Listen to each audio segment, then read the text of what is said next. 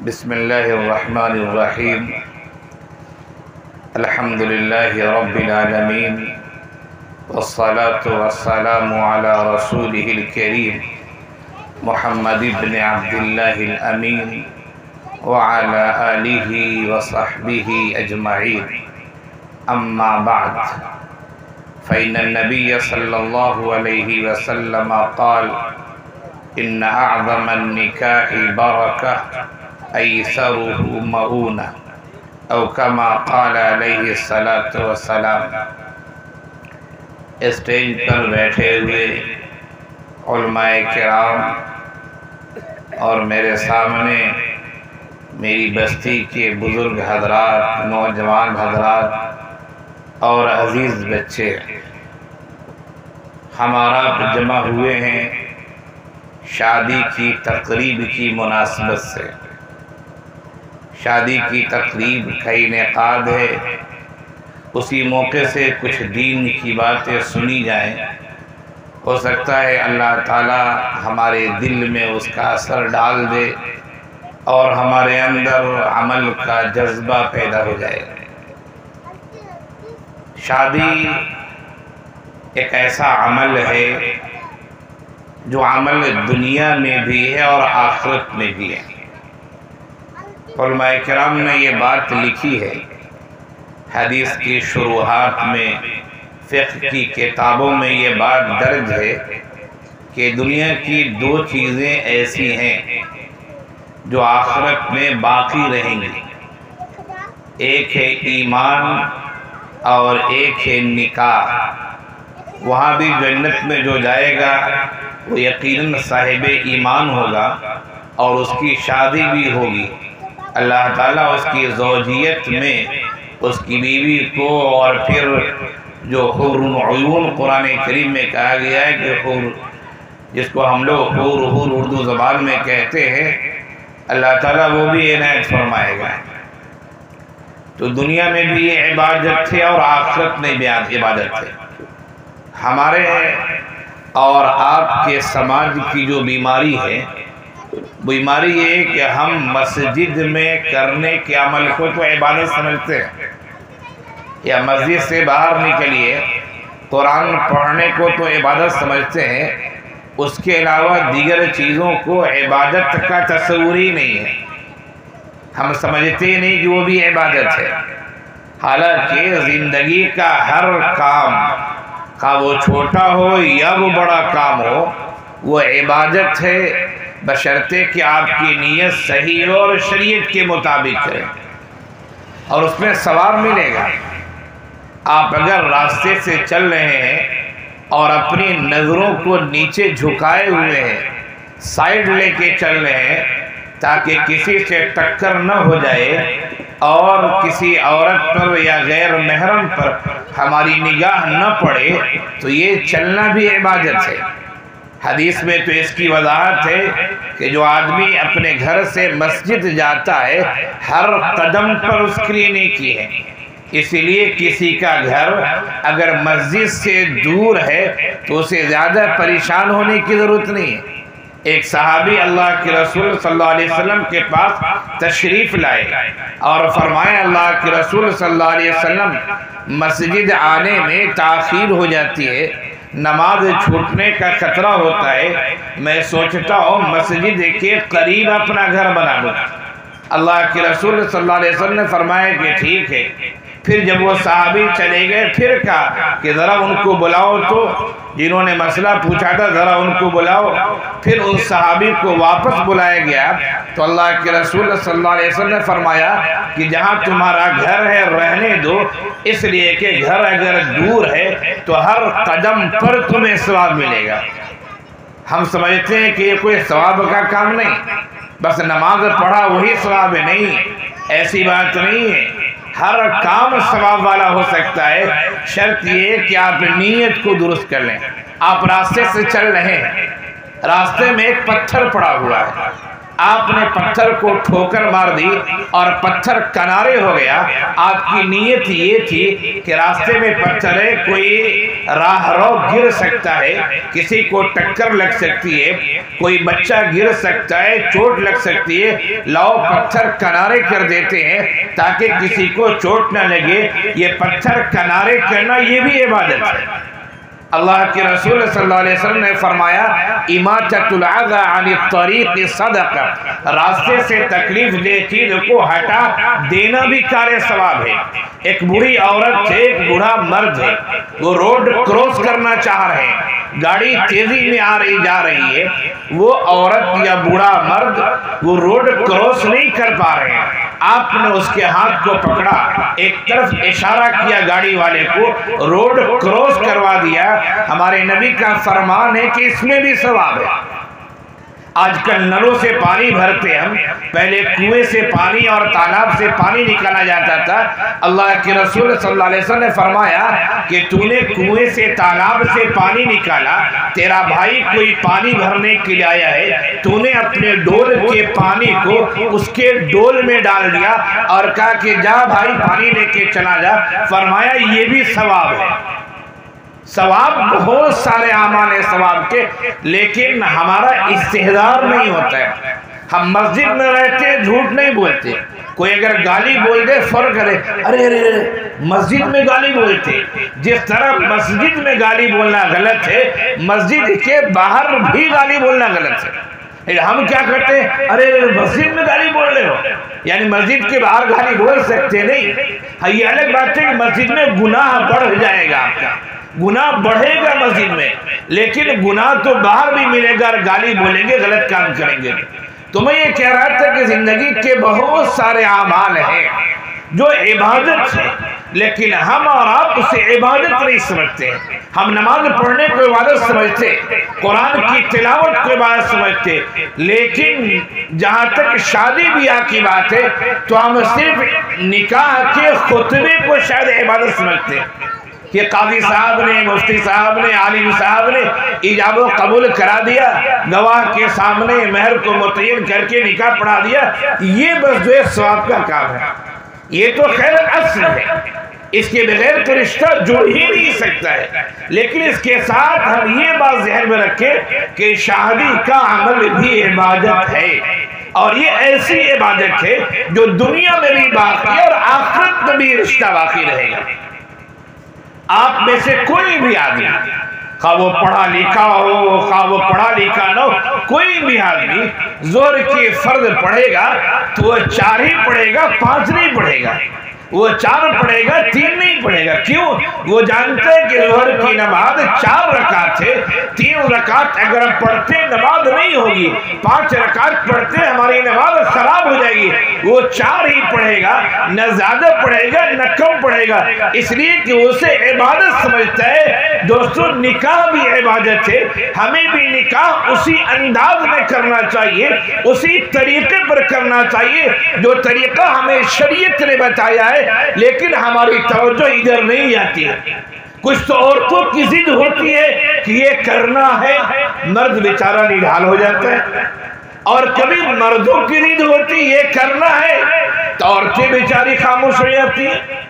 दोनों को ये तवाफुक कर पैदा करना चाहिए, इस बात पर इत्तेफाक करना चाहिए कि हमें शरीयत का असली तरीका मानना है, शरीयत के तरीके को जानना, उस पर अमल करना है। देखिए, ये बात याद रखिए, आप कितनी भी धूमधाम से शादी करें, तनकीद करने वाले तनकीद करेंगे, और आप कितने ही सादे अंदाज में शादी करें, तनकीद करने वाले तनकीद करेंगे। मेरी तकरीर है यूट्यूब पर, जुमा का बयान है, मैं जुमे के दिन मेरी तकरीर जिस मदरसे में पढ़ाता हूँ उस मस्जिद में होती है, और जब से मैं हूँ तकरीबन 14 साल से मेरी तकरीर हो रही है। जब मैं नहीं रहता हूँ तो किसी को कह देता हूँ, जब मैं रहता हूँ तो मैं ही तकरीर करता हूँ। अरबी खुतबा, उर्दू तकरीर, एक तकरीर है हमारी, लोग क्या कहेंगे, लोग क्या कहेंगे। देखिए, लोगों को खुश कीजिएगा तो कभी आपको चैन नहीं मिल सकता है, कभी चैन नहीं मिल सकता है। अगर आप सखी हैं, पैसे वाले हैं, लोगों पर खूब खर्च करते हैं, गांव मोहल्ले के एक नहीं एक 10 आदमी कहेंगे देखो पैसे वाला है, बहुत दिखाता है, बहुत बड़ा बनता है, रसीद कटवाता है मदरसे में 5000 की, ताकि लोग हमें मालदार कहें। देखो गरीब कोई जाता है, कहता है शादी है, गरीब को पैसा देता है दिखाने के लिए, ताकि हमारा नाम हो। चैन नहीं है आपको। और अगर नहीं देंगे कहेंगे देखो इतना अल्लाह ने दिया है, 1 नंबर का वकील मक्खी चूस है, किसी को देता ही नहीं। चैन नहीं है दोस्तों। हमें समाज के रसूम और रिवाज से बचना है। कोशिश इस बात की करनी है, गलतियां होती हैं, कोताहियां होती हैं, कमियां होती हैं। हम इंसान हैं, फरिश्ते नहीं हैं। हम इंसान हैं, नबी नहीं हैं। नबी मासूम हुआ करते थे, उनसे गलतियां नहीं होती थी। फरिश्तों से गलतियां नहीं होती हैं। उनको जो काम कहा गया है वही काम करते हैं। हमारा इंसान है, हमसे गलतियां होंगी, खताएं होंगी, बड़े गुनाह भी होंगे, छोटे गुनाह भी होंगे। हमारा काम है जब गुनाह हमें मालूम हो जाए, कोई हमारी निशानदेही कर दे, फौरन हम अल्लाह के सामने तौबा कर ले, माफी मांग ले। ये इंसान का, अच्छे इंसान का ये सेवा है, ये तरीका होना चाहिए। तो मैं ये कह रहा था कि चैन किसी सूरत में नहीं है। आप सोचते हैं धूमधाम से शादी करके सब लोग खुश है, नहीं। कल होके हो सकता है ससुराल वाले ही कहेंगे सब कुछ दिया, ये तो नहीं दिया।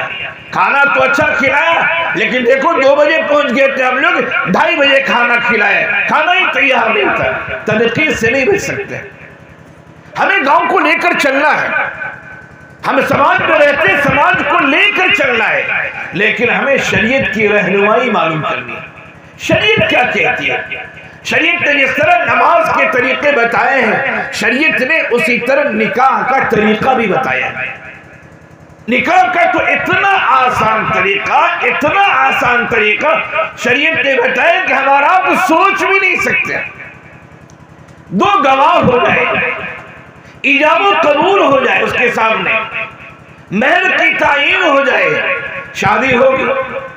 लड़के को जो इस्तेताअत है, अपनी इस्तेताअत के मुताबिक लड़का वलीमा करे, धूमधाम से भी करने की जरूरत नहीं है। अल्लाह के रसूल सल्लल्लाहु अलैहि वसल्लम एक ग़ज़वे में, एक लड़ाई से, एक जंग से वापस आ रहे हैं, रास्ते में निकाह हो रहा है। अल्लाह के रसूल सल्लल्लाहु अलैहि वसल्लम ने हालत सफर में निकाह किया, और जानते सहाबा किराम से फरमाया कि तुम्हारे पास क्या है लेकर आ जाओ। सहाबा किराम सत्तू लेकर आ रहे, सहाबा किराम घी लेकर आ रहे, सहाबा किराम खजूर लेकर आ रहे। हमारे नबी ने सत्तू को, घी को, खजूर को मिला दिया।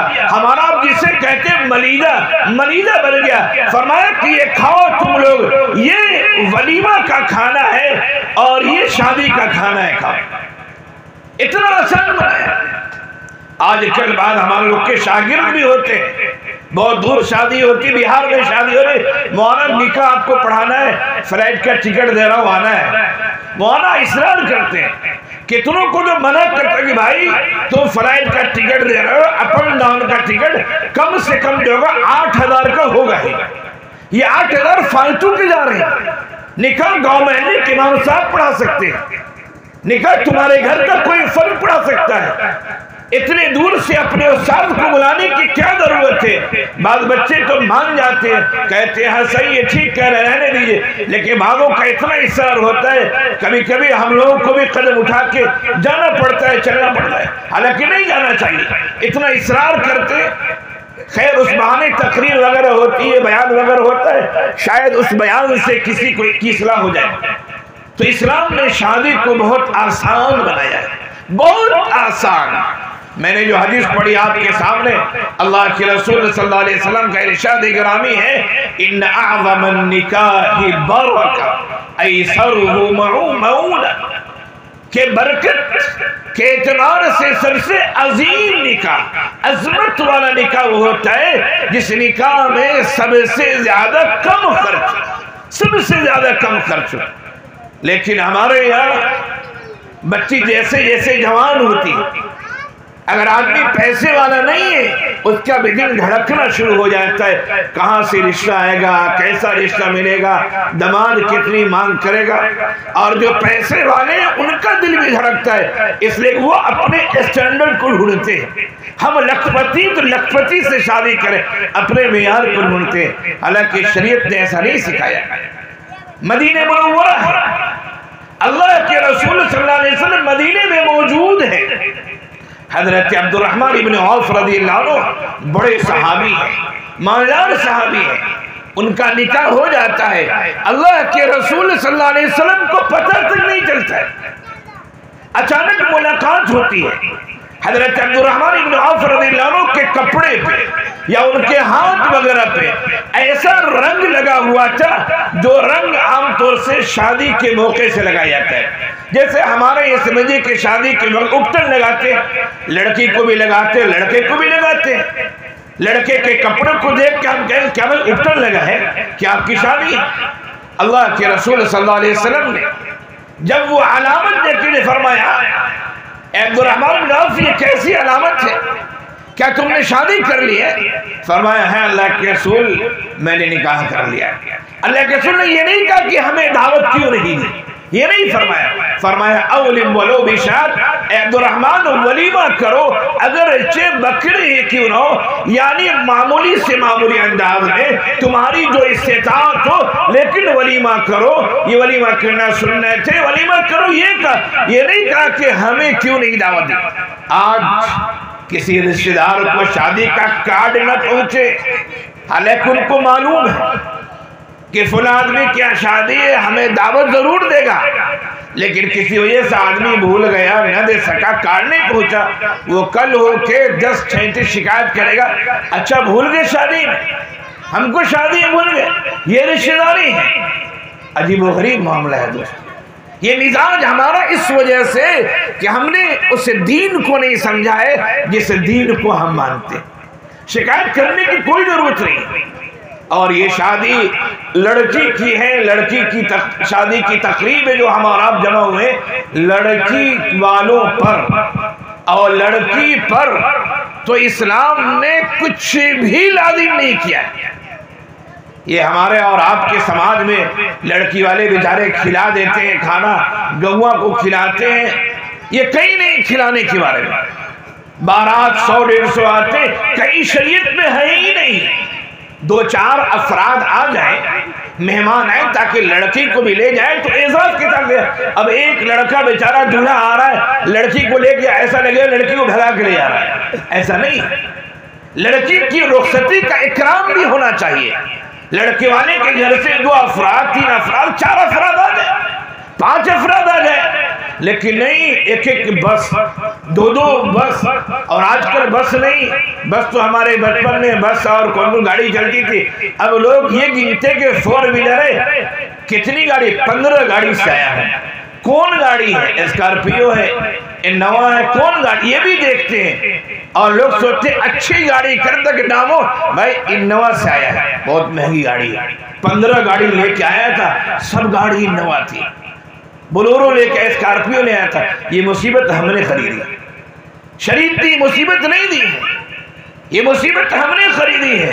हमारे यहाँ लड़की वाले परेशान होते हैं और अरब में लड़के वाले परेशान होते हैं। हमारे यहाँ चूंकि ज्वाइंट फैमिली चलती है, अरब में ऐसा नहीं चलता है।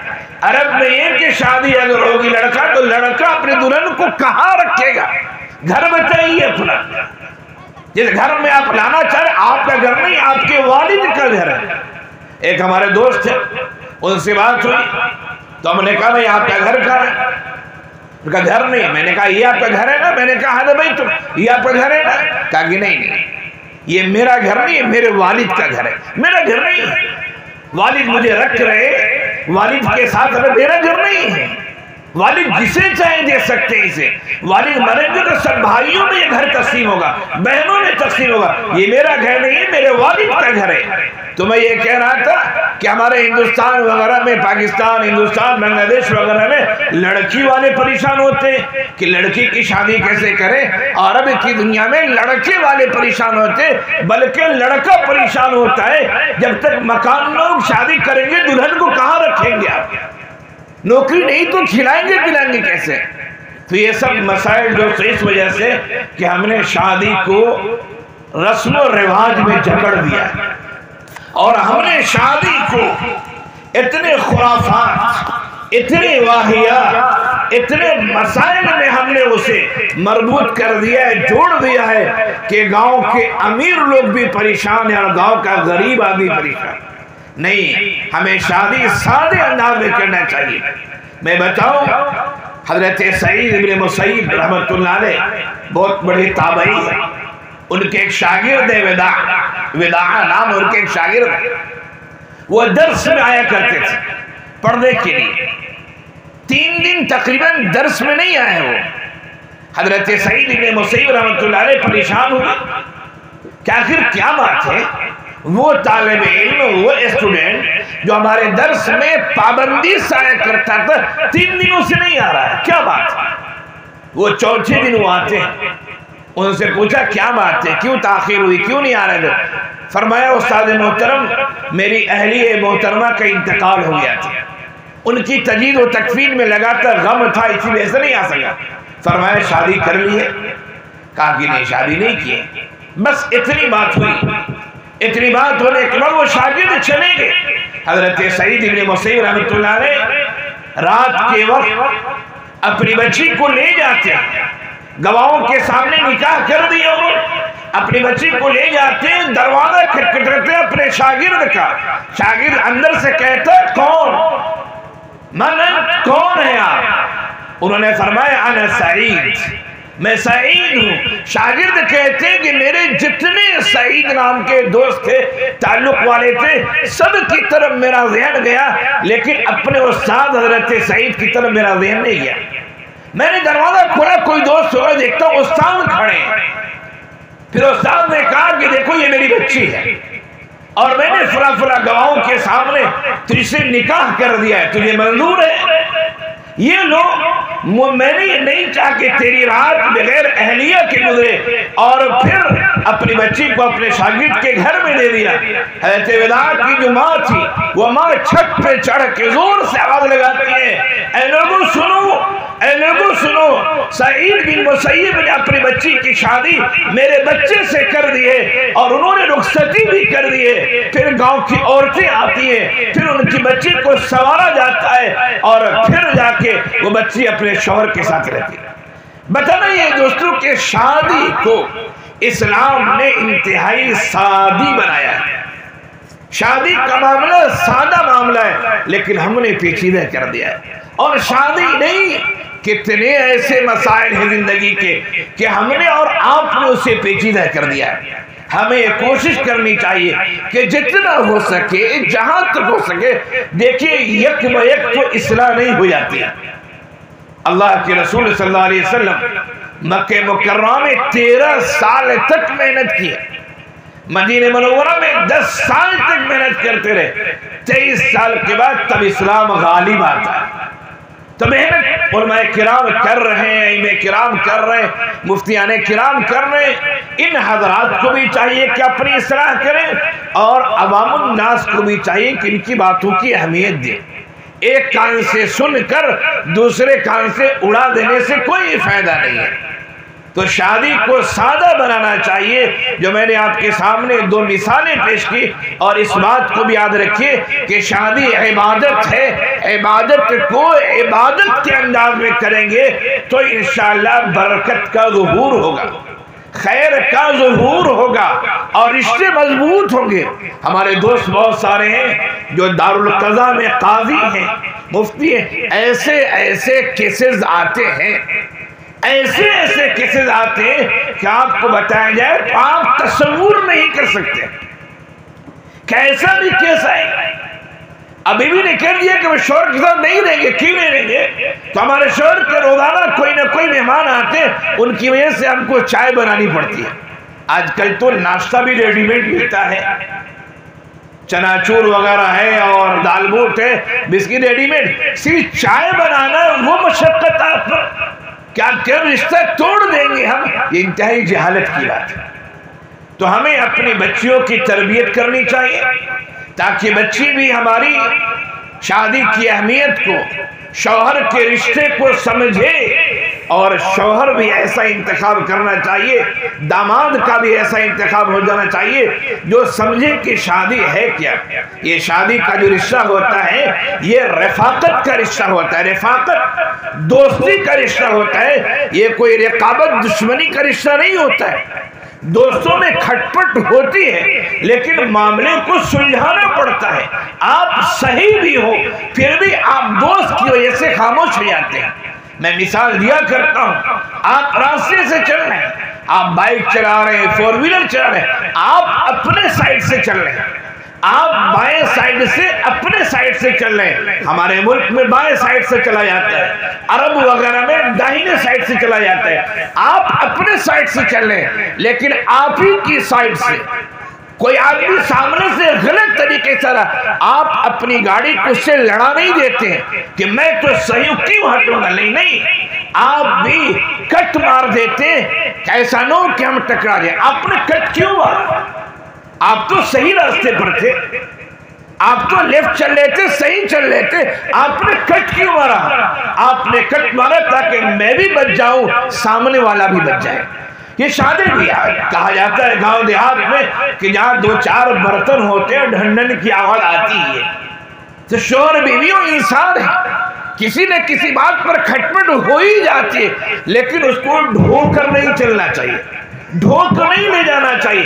बात आई गई खत्म हो जानी चाहिए और ये समझना चाहिए कि निकाह के 2 बोल जो हमने बोले हैं, हमने जो कबील तो कहा है, मैंने जो ये कहा कि मैंने कबूल किया, मुझे रिश्ता मंजूर है, इस बंधन को हमें कोशिश करनी चाहिए कि मरते दम तक हम इस अहद को निभा कर चले, हम इस बंधन को लेकर चले।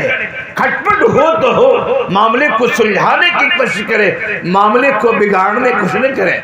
कभी घर के अफराद ही मामला बिगाड़ देते, कभी अड़ोस पड़ोस के लोग मामला बिगाड़ देते, कभी दोस्त अहबाब मामला बिगाड़ देते। नहीं, मामला बिगड़ना नहीं चाहिए, मामले को सुलझाने की कोशिश करनी चाहिए। जो मैंने आपको मिसाल दी, हर आदमी बाइक चला रहा है, हर आदमी साइकिल चला रहा है, हर आदमी रास्ते से गुजर रहा है, हम किस तरह बच जाते हैं, हम सही तरीके पर होते फिर भी अपने आप को बचाने के लिए, दूसरे को बचाने के लिए हम सही रास्ते को छोड़कर साइड हो जाते। जिंदगी का यही किस्सा है दोस्तों, जिंदगी की यही कहानी है। हक पर होकर भी कभी खामोश रहना पड़ता है। अगर आप चाहते हैं कि ताल्लुकात अच्छे रहें, लेकिन आपने आज के नहीं, हमें तोड़ कर रखना है, हमें खत्म करके रखना है, तो फिर इसका तो कोई इलाज नहीं। जैसे बहुत सारी पंचायती वगैरह होती है, हमारे दोस्त वगैरह बयान करते हैं पंचायती पंच की बात, मैंने हाँ पंच की बात तो मान लिए, लेकिन भाई खूंटा जो है हमारा वो तो यही गड़ेगा, हटेगा नहीं। अरे भाई, जब खूंटा यही गड़ेगा तो पंच की बात आपने क्या मानी? पंच ने तो ये कहा था कि खूंटे को थोड़ा हटा के 2 हाथ पीछे कर दो। आप कह रहे नहीं पंच की बात मानता हूं, सब बड़े बड़े लोग हैं, गमुआ की बात कैसे नहीं मानूंगा, लेकिन खुटुआ तो वही रहेगा जहां गड़ गया, हटेगा नहीं। ये जिद है, ये हटधर्मी। जिंदगी में अगर आदमी ऐसा करता रहे, चलती रहेगी जिंदगी में, हर तरह के लोग होते हैं, लेकिन उस इंसान को अच्छा इंसान नहीं कहा जा सकता, उस घर को अच्छा घर नहीं कहा जा सकता है जिस घर में इस तरह के आदमी जिद पर अड़ा रहे। नहीं, शौहर बीवी के ताल्लुकात मोहब्बत के हैं, प्यार के हैं, दोस्ती के हैं, रफाकत के हैं, आपस में मोहब्बत और प्यार से रहना चाहिए। और शौहर बीवी के हर काम में भी सवाब है, याद रखिए। अल्लाह के रसूल सल्लल्लाहु अलैहि वसल्लम का इरशाद गिरामी फरमाया कि एक शौहर अपने बीवी के मुंह में प्यार के साथ खाने का एक लुकमा रखता है, फरमाए इसमें भी सवाब है। हम और आप जरा सोचे कितने ऐसे अफराद हैं जो अपनी बीवी के मुंह में प्यार के साथ खाने का लुकमा रखते हैं। कहते हैं कि रखेंगे तो बीवी डरेगी नहीं। अरे डरने का क्या बात है, बीवी से दोस्ताना ताल्लुक रखिए, मोहब्बत का ताल्लुक रखिए और प्यार के साथ खाइए भी खिलाइए भी। यहाँ तक के शौहर बीवी के जो ताल्लुकात होते हैं, निकाह के बाद जो ताल्लुक जायज होता है, अल्लाह के रसूल सल्लल्लाहु अलैहि वसल्लम ने फरमाया उसमें भी सवाब है। साहबे किराम ने फरमाया, ऐ आका सल्लल्लाहु अलैहि वसल्लम, शौहर बीवी के ताल्लुकात कायम करने में क्या सवाब है? वो तो इंसान अपनी ख्वाहिश को मुकम्मल करता है, इंसान के अंदर एक ख्वाहिश होती है, वो तो अपनी ख्वाहिशात को मिटाता है, उसमें क्या सवाब है? फरमाए कि यही ख्वाहिशात अगर वो मोमिन, वो इंसान निकाह के बगैर करता, उसको जिना की सजा मिलती या नहीं मिलती? उसको गुनहगार कहा जाता या नहीं कहा जाता? कहा कि हाँ कहा जाता है। तो जब बगैर निकाह के वो काम किया जाता है, शरीयत कहती है अगर शादीशुदा है उसे संसार कर दिया जाएगा, शादीशुदा नहीं है उस पर कोड़े लगाए जाएंगे, गांव में बेइज्जती होती है, देखो फुला ने गलत काम किया। उसी काम को आदमी निकाह के दो बोल के जरिए करता है, शरीयत के दायरे में रह कर करता है, तो उसे सवाब क्यों नहीं मिलेगा? उसमें भी सवाब मिलता है। और हमारे नबी ने सब चीज के तरीके भी सिखाए, याद रखना, आदाब भी सिखाए। शौहर बीवी के जो ताल्लुकात होते हैं और जो मिला जाता है उसकी भी दुआ नबी ने सिखाई। आप उलमाए किराम से पूछ सकते हैं कौन सी दुआ है? वो दुआ हमें याद करनी चाहिए और अपनी अहलियत से जब ताल्लुक कायम करे आदमी, पहले वो दुआ पढ़ ले तो ताल्लुक कायम करे।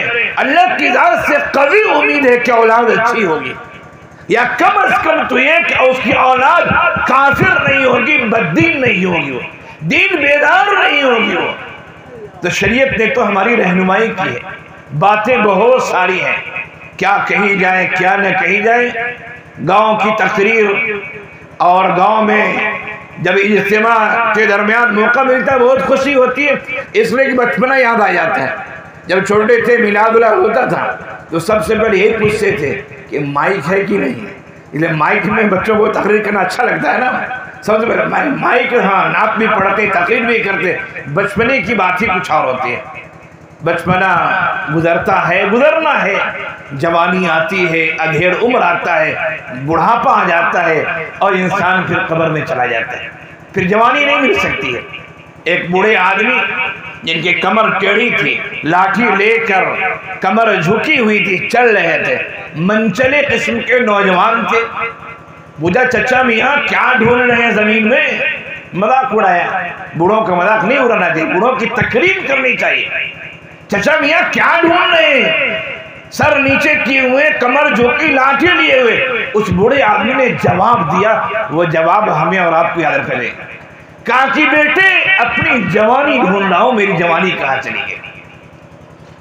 तो बहुत सारे लोग तो जवानी की उम्र में भी इंतकाल कर जाते हैं। अल्लाह उम्र मुकर्रर करता है, अल्लाह जानता है किसकी कितनी उम्र है, लेकिन हम अगर तभी उम्र को क्रॉस करते रहें तो बुढ़ापा भी आता है। हमें अपनी सलाह की कोशिश करनी चाहिए, अपनी पूरी जिंदगी को शरीयत के मुताबिक ढालने की कोशिश करें। कोशिश करना हमारा काम है। इंशाअल्लाह अल्लाह ताला हमें अच्छे रास्ते पर लगाएगा। तनकीद करने से, बुरा भला दूसरों को कहने कोई फायदा नहीं है, अपनी आखिरत भी बेकार करेंगे, कोई फायदा नहीं। हजरत इमाम आजम अलैहिर्रहमा बहुत बड़े आलिम दीन, बहुत बड़े, जिनके मसले मसाइल को हम लोग मानते, हनफी फिक़्ह। उनका इंतकाल हुआ, किसी ने ख्वाब में देखा और ख्वाब में देख के ये कहा कि आपके साथ अल्लाह ताला ने क्या मामला किया? फरमाया कि मेरे दर्जात बहुत बुलंद हुए। कहा कि क्यों? इल्म की खिदमत की थी। कहा कि नहीं, इस वजह से कि हमें लोग बुरा भला कहा करते थे, लेकिन मैं सब्र करता था, किसी का कुछ जवाब नहीं देता था। लोग हमें बुरा भला कहा करते थे, मेरे कानों तक आवाज आती थी, मैं उनसे लड़ता नहीं था, झगड़ता नहीं था, मैं सब्र करता था। अल्लाह ताला ने उसकी वजह से हमारे दर्जात बुलंद किए। अब वक्त आ गया है दोस्तों, मुल्क के जो हालात थे वो भी आप देख रहे हैं, हर आदमी देख रहा है, अपने ईमान को बचाना मुश्किल होता जा रहा है।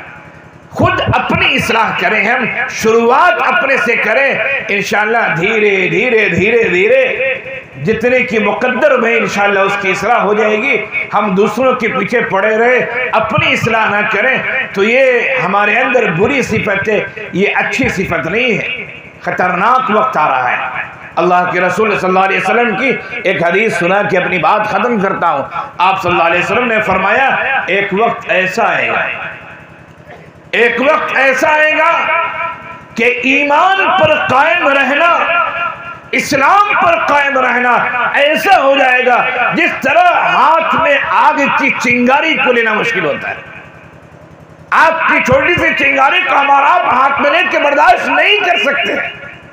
फरमाया एक वक्त ऐसा आ जाएगा कि ईमान पर कायम, नमाज पढ़े लोग मजाक उड़ाएंगे, कारोबार कर रहे हैं सच बोले लोग मजाक उड़ाएंगे, ड्यूटी कर रहे हैं ईमानदारी से करें लोग मजाक उड़ाएंगे, लेकिन आप अड़े हुए कि हमारा ईमान ये कहता है, बहुत मुश्किल घड़ी आ जाएगी। हालात बदल रहे हैं, मुश्किल हालात आ रहे हैं। हमें इस बात की कोशिश करना है कि हम जहां तक हो सके शरीयत पर चलने की कोशिश करें और हम हर अमल में सवाब की उम्मीद रखें, अल्लाह सवाब देगा। ये निकाह भी इबादत है, इसे भी हम और आप शरीयत के मुताबिक करने की कोशिश करें। शौहर के क्या हुकूक हैं, बीवी के अपने हुकूक क्या, उनके ऊपर क्या हुकूक है, उन हुकूक को भी मालूम करें, समझे और निकाह के इस दो बोल को हम मरते दम तक बाकी रखने की कोशिश करें। मोहब्बत के साथ, प्यार के साथ, शफकत के साथ, भाईचारगी के साथ, दोस्ती के साथ, दुश्मनी के साथ नहीं, दोस्ती के साथ समझौता करके, सुलह करके, उच्च नीच को समझते हुए सच पढ़े फिर भी अपनी हार मान लिया, उससे क्या फर्क है। खरबूजा चाकू पर गिरे या चाकू खरबूजा पर गिरे, बात एक ही है। चाकू खरबूजे पर गिरे या खरबूजा चाकू पर गिरे, बात देखिए। अगर आप शौहर होके खामोश हो जाते हैं, बीवी खामोश नहीं होती, बीवी खामोश हो जाती, आप नहीं खामोश होते। ऐसा मामला करें कि एक ठंडा हो तो दूसरे गर्म, अगर एक ठंडे हो जाए, दोनों गर्म हो जाएंगे तो फिर काम नहीं बन सकता है, मामला बिगड़ जाता है। अल्लाह ताला हम सबको शरीयत पर चलने वाला बनाए और शरीयत पर चलने का जज्बा अल्लाह हमारे अंदर पैदा करे। हमें अपनी ज़ात से अल्लाह ताला इस्लाह की, अच्छा बनने की तौफीक इनायत फरमाए और फिर धीरे धीरे हमारे पूरे समाज को, पूरी बस्ती को, पूरे मुल्क को, पूरी दुनिया को अल्लाह अमन का गहवारा बना दे, उखुवत का गहवारा बना दे, प्यारो मोहब्बत का गहवारा बना दे, इंसानियत का इकराम करने वाला, एहतराम करने वाला, हाँ वो किसी दीन का हो, किसी धर्म का हो, किसी मजहब का हो, इंसानियत की बुनियाद पर मोहब्बत करने वाला अल्लाह ताला हमें और आपको बना दे। कुल्लुकुम बनु आदम व आदम खुलिक़ मिन तुराब, सब आदम की औलाद हैं, आदम मिट्टी से पैदा हुए थे। आप मुसलमान हैं, आप इस्लाम के हकाम को माने।